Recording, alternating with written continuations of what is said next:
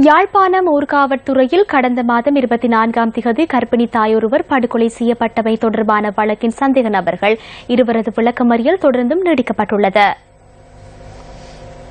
இந்த வழக்கு ஊர்காவல்துறை நீதவான் AMM ரியால் முன்னிலையில் இன்று விசாரணைக்கு எடுத்துக் கொள்ளப்பட்டது. இதன்போது சந்தேக நபர்கள் இருவரையும் எதிர்வரும் மார்ச் மாதம் 13ஆம் தேதி வரை தொடர்ந்தும் விளக்கமறியலில் வைக்குமாறு நீதவான் உத்தரவிட்டார்.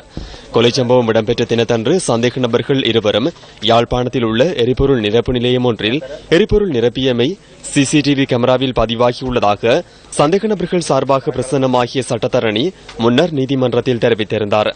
CCTV கேமராவில் உள்ள பதிவுகளை நீதிமன்றத்தில் சமர்ப்பிக்குமாறு நீதவான் உத்தரவிட்டிருந்த போதிலும் அந்த காணொளி நீதிமன்றத்தில் சமர்ப்பிக்கப்படவில்லை.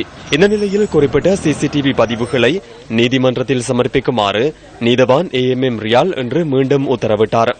இந்த வழக்கின் சந்தேக நபர்களை கடந்த 22ஆம் தேதி ஊர்காவல்துறை நீதிமன்றத்தில் அடையாள அணிவகுப்பிற்கு உட்படுத்திய போது சாட்சியாளரான வாய் பேச முடியாத 10 வயது சிறுவனால் பிரதான சந்தேக நபர்கள் இருவரும் அடையாளம் காணப்பட்டமை குறிப்பிடத்தக்கது.